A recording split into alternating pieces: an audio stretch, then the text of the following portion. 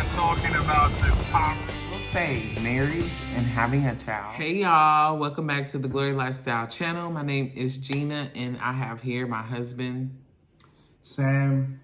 Yes, and AKA the realtor. Yes. I want to talk about something. I want to talk about how I miss being a single woman. Do you want to talk about how you miss being a single man? Yeah, we can. I mean, but I will say marriage and having a child has taken us out of our comfort zone to a level we would have never. Do you think so? Heck yeah. Okay. For both of us. We would have never been where we are if we did not get married and well, to some extent I can agree to that. And have a child. Because when I had my son, it birthed something different in me. Like, God really was just like, you had this baby. It has forever changed your world and made it better. And made it difficult and somewhat challenging. Is the word I would like to say. But I don't know, maybe I need some space away from the social media, which is always good for you, but I'm seeing certain people on social media who they're living that single life. They're in their apartment, they're cleaning their apartment is clean. They have their, great job and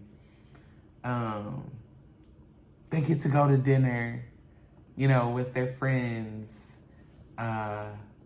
What else?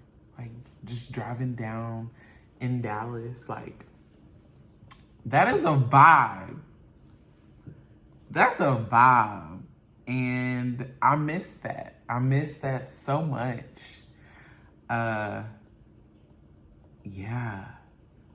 But I mean, at the same time, I'm content and I love where I am and I have a great life. And so it's just funny, like, if we're not careful, we can become super ungrateful for what God has blessed us with. What do you think? About like, your thoughts on missing your single life? Like, I think about missing my single life, man. When I was single, I did a lot of stuff. Yes. Some of them I was proud of, some of them, no, I was not really proud of. Like what? Name one. Don't put me in an angle. Well, things I wasn't proud of was, I could probably go to Walmart probably 6 times a day, if not more. Yeah. For just to eat throughout the day, like one thing. Yeah. He could have been, but also too, I feel like you could have been like, never mind. It's your floor. Yeah, it's my floor, and I'll control it the way I want to. She doesn't like that. But, do I miss it at times? Kind of, because, I had my independency. I was able to do whatever I want to do, leave the house whenever I want to leave. I leave around 2 a.m. I have my freedom to do whatever I want to do, get what I want to do, and without anyone, questioning what I'm doing. And do I miss it at times? Kind of. Do I enjoy the life I have right now? Heck yeah. And, I don't know. I felt like if I was still single, I probably not have enough money. It doesn't mean I just have money right now, but I felt like I would just be centralized and just making money and I don't know. I'll be a workaholic. Oh, yeah, you wouldn't have fun. Yeah, I don't think I would have balance. No, so I just want to stack up as much as I can. Yeah. And even when I was single, I was still walking, and all I did is walk, wake up, walk, come back, sleep, walk, wake up, come back, sleep. And while I could, and but I still being married and having a child, kind of changed my, my perspective of life, the way I see life and things, how I think about the future, even though I believe the future is now. But yeah, there's a lot of stuff, one thing I don't miss is, going out on dates, because who did you go on a date with? Man, I went to a couple. I told you. I've told you. Don't do me like this. But just going out on dates or trying to talk to a lady. I mean, Oh, that's true. there's a But couple of you ladies were- that I've talked to that, you know, to get to stage whereby, you know, we should hang out, man, I'll just feel super tired, man. I'm like, I'm drained out. And that's how I knew, you know, they ain't for me. But, you know, just the energy of, you know, trying to know somebody, talk to somebody, even though I still enjoy that, I could have tried to know people and understand people, but I think the energy of trying to be with somebody, you know, I don't think, you know, I think that was just too much stress. I mean, to those that are single out there, hey, do you enjoy it while you can? You know, it's fun. Don't be in a hurry to do anything you want. You know, you don't plan on doing it. I know, you know, everything has its up and down. But I mean, there's a pro to being single. I mean, you get to do what you do. You can focus on what you need to do. You can plan your life and, you know, strategize yourself the way you want to do future-wise. You can, you know, do whatever you want to do, whenever you want to do, how you want to do it, without anybody questioning, without anybody, you know, where are you thinking about somebody else in terms of making a decision. But at the same time, too, there's also fun, so whenever you're married as well, you got to have somebody that analyze, you know, making sure you're doing the right thing at the right time as well. But I think I'll make it simple. I mean, I enjoy being single. I mean, I have fun, and I live my life, you know. I traveled around America, you know, live in different cities for as long as I want to, talk to whoever I want to, whenever I want to. Make this, I mean, I think the part I really enjoyed being single is I was able to drive anywhere I want to drive to.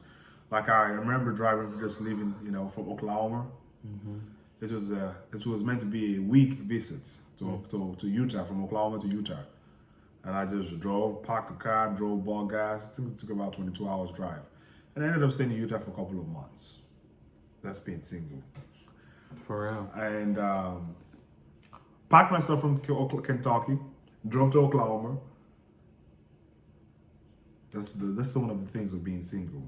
I mean, so I was able to live my life the way I wanted to, you know, just go around the world. Vegas, Utah, Alabama, Tennessee, Atlanta. I mean, never visited New York. I don't plan on visiting New York. It's too crowded and it stinks, like Paris. Yeah, Paris, France, Paris. That smells as well. But yeah, that's pretty much it.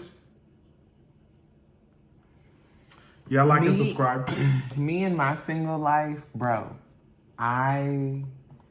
So wait. Man, I have many girlfriends. You did? I mean, I talk to a lot of folks. Yeah. See, whenever you talk to a lot of folks, it's hard to rein it back when you find that one person. No, I never got attached. Don't get me wrong. I mean, I talk to whoever I want to talk to in the sense that I can have a conversation freely. And if I don't feel your vibe, when I was single, I didn't really care. Yeah. Yeah, I mean, if I don't feel you, I mean, I think when I was single, I was more meaner. Like, it would cut you off. I could have more like quickly. I mean, it doesn't matter you a dude, a guy, lady, woman, about da da da. I don't feel. I have a video that I recorded in Miami, and I guess I haven't put it out, but it's specifically just about how when I was single, didn't know the Lord, I just was a different person, and I really, really was into, like, I would chase after dudes. Like, if we were friends, I unfortunately was like, I would end up liking guys that were my friends. When a lady chases after me, that's a red flag. I run away. Yeah, you got something. I hope that hasn't been there. But yeah, it is a red flag. Like, because you are actually not interested in that woman, you know, and you just like I don't know. It's not a black and white situation, because some men will play around with you to get what they want and leave you in a certain spot in their lives. They know that they don't want to date you. They know that you guys don't have a future together. But until they find that person, they're playing with you to get out what they want. So, like, if he wants to spend some time with somebody. He finds the one who's interested in him or, his friend, and unfortunately wastes the girl time that he likes. So I think that that's just terrible. But I don't know. I had people to tell me what I'm saying now, but I didn't listen. I was just like, oh no, you're silly. Like, it's gonna come, it's gonna happen. No. So yeah, single life, I would go out to eat quite often with friends. I didn't do that when I was single. And I had 2 jobs when we met. So I was working and I was able to do whatever I wanted with my money. And then, I had just moved to Dallas when Sam and I met. But also, like, when I was in college, I had a lot of fun. My freshman year was probably the most eventful because I wasn't saved and I was going out to clubs. And even in high school, when we turned 18, we would go to clubs and stuff. So, none of that is happening. I was actually crying yesterday because I was like, I don't have any friends. I don't have anyone to hang out with and da-da-da-da. And Sam was just like, what kind of friends are you looking for? And I was just like, I had to think.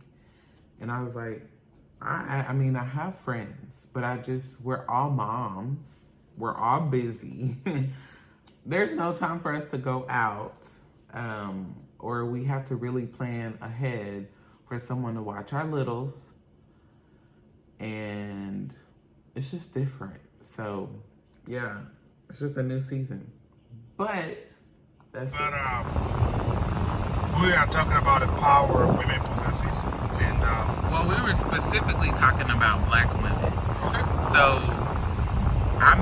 I said, after we had left church, I said, I love seeing Black people in the area that we live in, because the area that we live in is predominantly, white people. And so, but like the growth of having more Black people over here is happening. And I think that, so I said that I love seeing that, right? And then we went to a restaurant, and there was a pretty woman who she had come out. She was wearing a pretty long yellow dress, and It's a Gucci bag.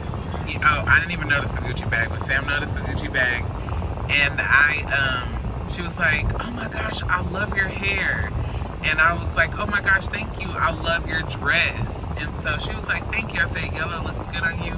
And then even at church, like a friend of ours that we see, every week at church, Monica, she was like, oh, we're matching our nails. And she was saying, she complimented me on something else. I think, I can't remember, I could be wrong. But I was like, oh, you look so good in yellow. And she was also wearing a yellow dress today. And it's just like I guess you can define Black girl magic as whatever you want it to be, but to me, what the meaning behind me saying Black girl magic is just that, like, the beauty of Black girls, like Black women, like Black girl joy, like we talk about, Black boy joy, like let's talk about also, like Black girl joy, like. And then we went to when we got into the restaurant, there was a cute girl there.